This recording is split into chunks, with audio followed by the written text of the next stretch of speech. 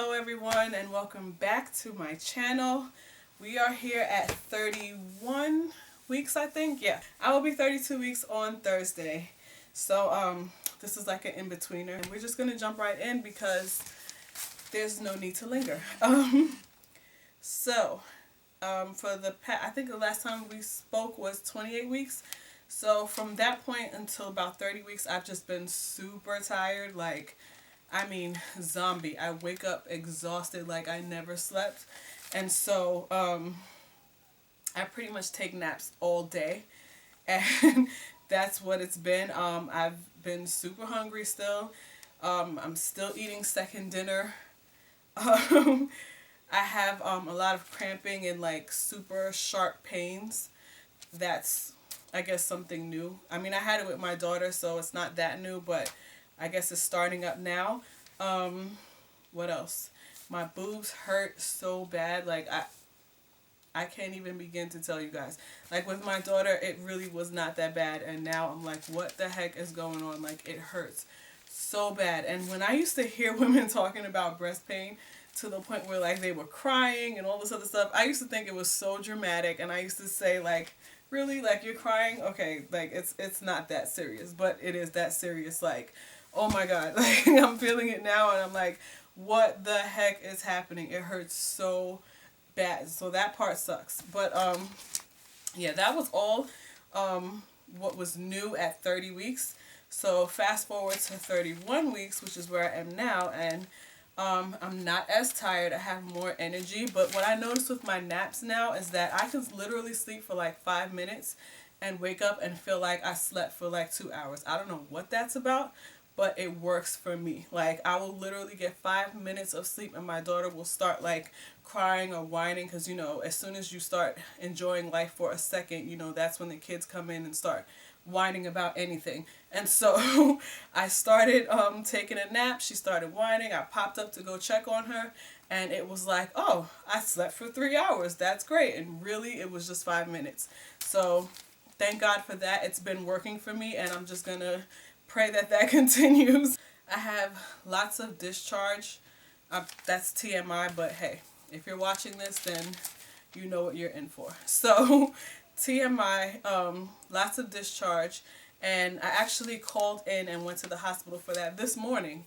So they told me to come in because it's on the weekend. My doctor was closed, so I had to go to the hospital, and they said it was nothing. Everything turned out fine, but I had a lot of discharge.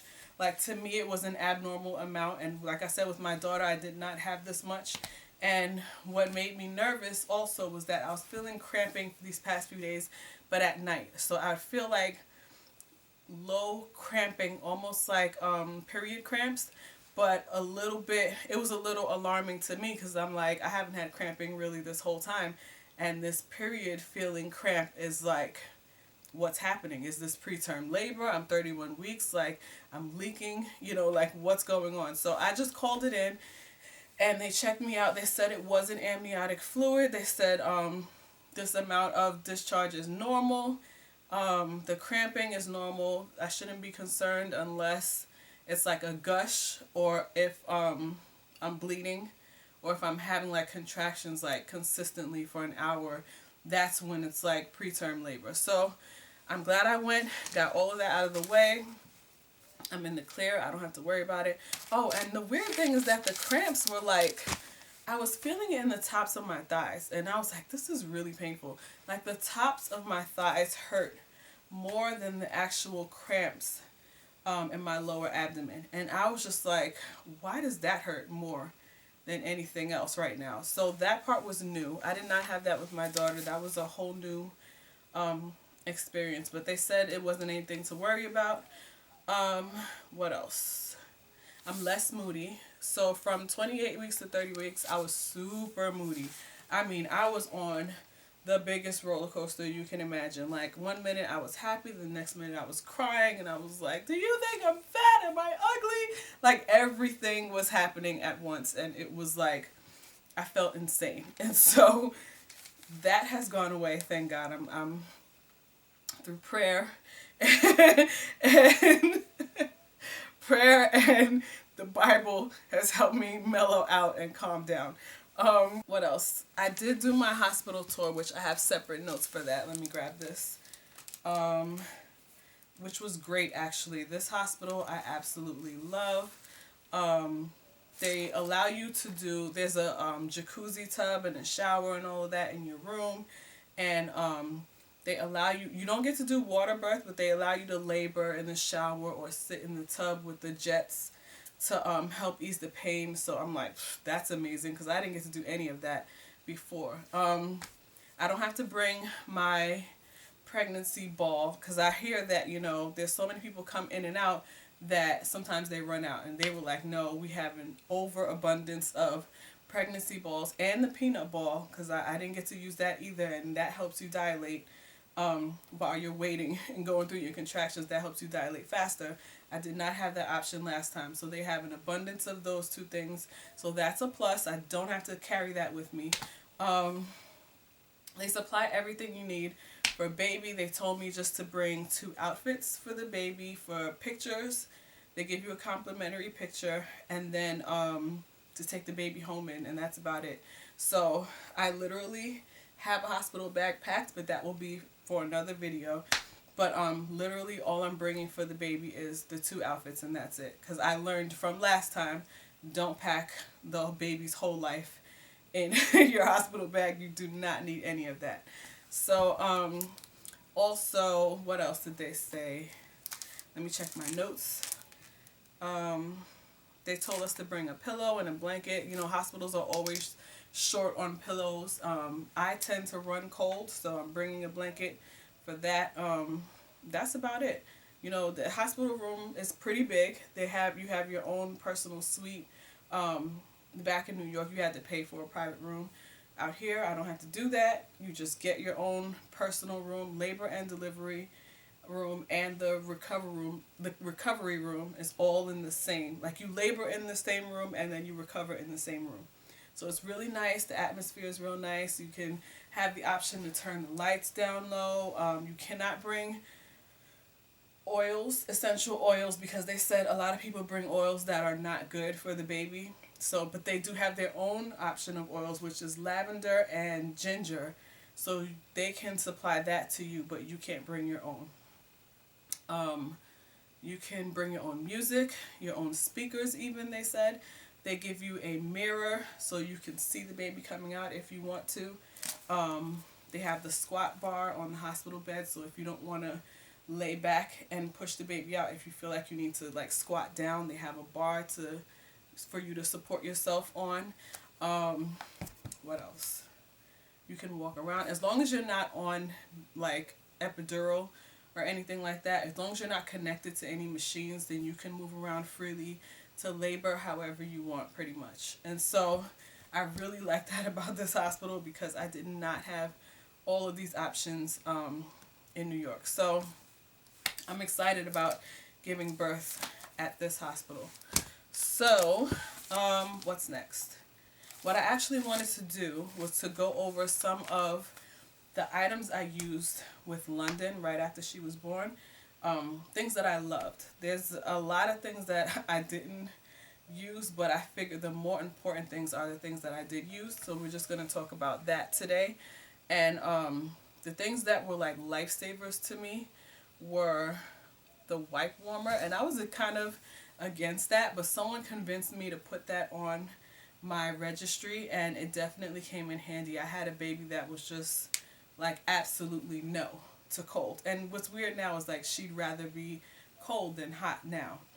But in the beginning, like anything cold, it was like she was shrieking.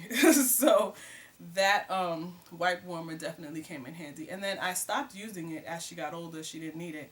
And oddly enough, I use it again now, and it still comes in handy. Like, it just works well. Warm wipes feel good to anyone. So definitely I have a wipe warmer. I'll insert a picture of that. What else?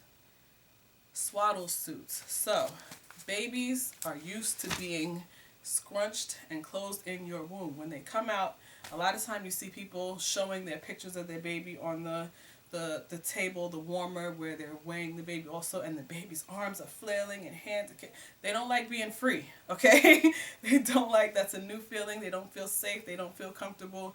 They like to be swaddled and kept close. I am not good at swaddling, so I had to come up with another way to wrap this baby and help the baby to stay swaddled, because I had a ninja baby that would escape. So the different swaddles I used were the Halo Sleepsack, and it looks like this. It's a whole sack that you put your baby in, and this is Velcro. Let's see. Okay, so you put your baby inside of this.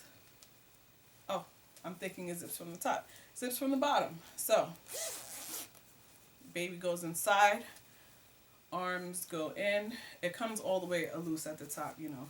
And then once the baby is in and you zip it up, you Velcro this around, and that gives that baby the snug feeling, so that they just feel secure and they sleep better. This is huge, but when she was smaller, she was a small baby, I used this tiny one, and it looks like a torture device, but I promise you, it worked wonders on her. Like, she just immediately went to sleep and stayed asleep, and we had very good nights with this. So this tiny little thing does not have arms. So guess what? Baby cannot escape. So it zips from the top. You put your tiny one in here. You zip them up. It snaps at the top just in case. And then baby is snug and secure, and they feel safe and warm and snuggly and all that good stuff. So this I used the most until she could not fit this anymore. And then I use, oh, just in case you're wondering what brand this is, it is Woombie, Woombie, Swaddle, Snuggle, Sleep. So it's a Woombie. That's what I got. And this is a size 0 to 3 months. So this was good for her. I also got the Swaddle Up sleeper. And so this one gives you more space as your child gets older, and say they don't want their arms to just be trapped like this. They want to move around and just have limited movement. This lets the arms come up and stretch in here, but not really go anywhere. So like they're still, you know, they still feel that snug feeling, but they have a little more room to breathe. So that's what we have here. This is a long one, but I used this one also, and it zips up from the top, and it has the little zip protector so you don't, you know, catch their chin. And it has a little pocket in the butt. I guess for you to check the diaper, you cannot change anything from here. You can't change the diaper. But I guess you can check and see if they're wet without having to unzip them all the way. So, yeah, I thought that was cool to have a little booty pocket for your baby. So those are the 3 ones that I use. I guess you can use this in stages. When they first come out, no arms, because they just like to be snug. As they get older, limited movement with this one. And then as they get even older, arms are out, and they have the option to take them out or not take them out, depending on how you want to wrap them in there. So the swaddles, definitely a lifesaver. What another contraption I got, this was for Dad. Dad would hold the baby and want to do other things. He couldn't just sit still and hold baby. He wanted to be able to, I don't know, cook, lift weights, whatever. So he figured, can we find something that can help me feed the baby where I can have one hand free? So we got this contraption. It's shaped like a boob. It's called the Beebo. I think it was like $25. I had to order it offline. It has an adjustable height in the back. I'm not sure how you do it, but as you can see, there's something adjustable here for it to go up and down. But the bottle goes inside here. It's foam, so it fits, you know, any size, you know, bottle. And it has like a grip on the back, these little grippy pads, and you pretty much just throw it over your shoulder. It goes where a mother's boob would go, and the bottle sits inside, and you hold your well, let's see if I could tilt this camera down. The bottle goes inside, and I'm tilting it this way because if you're holding, let's use the baby doll as an example, the baby doll in the swing.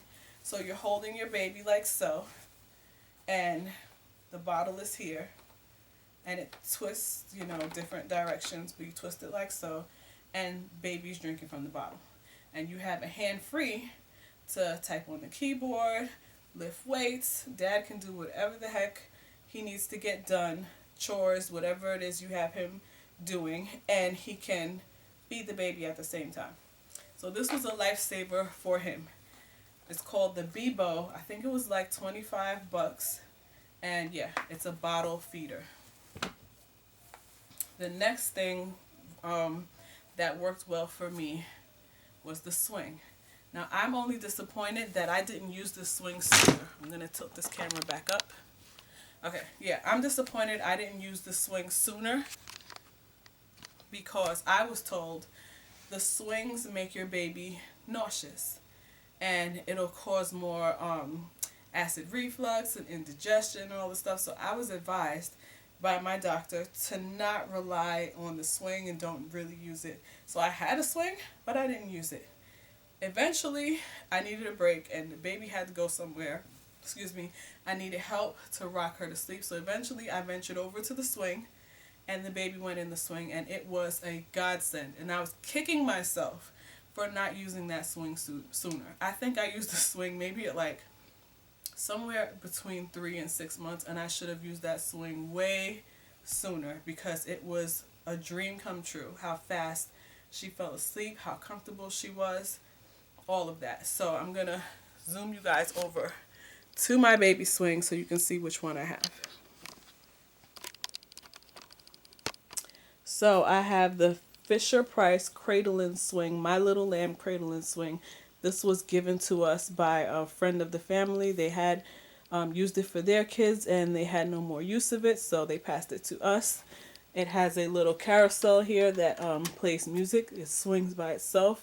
It plays rainforest sounds and water falling and all types of soothing sounds, lullabies, all that. And yeah, it's a little lamb. You can take this off and wash it, which is what I did. And this was a godsend that I only wish I used sooner. That was that. What else did I use that was great? Oh, the formula maker.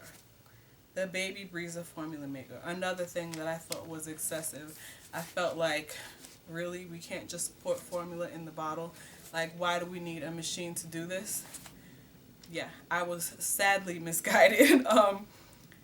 This is something that the hubby suggested as well. I guess he didn't want to make the bottles. And he was like, why don't we have this? Like, this thing makes the bottles for you. I will insert a picture because it's downstairs, so I took a picture of it. But the way it works is you put the formula in the top and you press the buttons to measure how many ounces of milk you want to make, and it makes the bottle for you, and it comes out warm already. You don't have to heat anything up. You don't have to warm anything up. You just press the button. Formula comes out in the bottle. It was a godsend, especially in the middle of the night when you're like, I cannot do this, baby, go back to sleep. Take this bottle so we can all get some rest. That thing was a dream come true. I mean, I think it's the top on my list right now for the things that I loved and used right away. Well, no, not right away. It took some time, but the hubby convinced me that we needed it. And so we got it, and it was truly a dream come true. Something I wish I would have used sooner. Although I was trying to breastfeed, my daughter did not latch on well, and breastfeeding was becoming too frustrating for the both of us. I mean, she was crying, I was crying, and at this point she just wasn't getting enough food. So I had to start supplementing with formula, and then eventually I just went full-fledged with the formula because the breast milk thing was just not working. But I gave it a valiant effort. I tried for months, but I just wasn't producing enough milk because she wasn't latching on, and it was a whole cycle that was just out of whack. So baby Brezza saved our lives. The next thing that I really liked, and I think this is the last thing, yeah, the last thing on my list that really helped was the Dream Sleeper. So everyone talks about the DockATot, which I haven't used, so I can't knock it and say it's good or bad or whatever. But I'm not going to take it out of this thing. But maybe I should so you guys can see. It's called a Day Dreamer Infant Sleep Perfected. So it's like a baby recliner. And you can put them in from newborn up until, I'm not sure how long you put them in for, but this is what it looks like. It looks like a car seat, but you don't have to strap it to your couch or anything like that. It's soft, it reclines, it protects from acid reflux, and you just sit the baby in it. The baby sits up a little bit so that when they're drinking and after they're digesting, they're not just laying flat on their back. It's good for them to sleep in. It has a seat belt, so baby cannot, roll away. And you can put this anywhere. Like, I take it with me if I had to take a shower, if I had to use the bathroom, if I wanted to just sit down on the couch and watch TV, anything. I had the baby in this, propped her up in it, she was good to go. So this was a lifesaver to me because it's lightweight. Your baby's lightweight. And it was just, something I could just prop her in securely, and I had the option to buckle her and, not worry about her spitting up or choking on spit up or anything like that. She was propped up, and they say it helps the baby sleep longer. Here's a little side information thing. It says that your baby sleeps longer, and you can put it in the crib. You do not have to lay your baby flat in the crib. You can put this whole recliner in the crib and let your baby sleep in that, and you're good to go. So it's a waterproof seating area, breathable inner shell, longer sleeps. The cover comes off so you can wash it. It's machine washable. And it says it's the perfect incline for all babies. 28-degree incline. So those are the top things that I used for my daughter. I plan on using them again. And if there's anything else that I come across, I will be doing another video, a postpartum video, talking about any other new items that turn out to be lifesavers for this next baby. So I'm going to show you guys my belly, and we're going to end the video here today.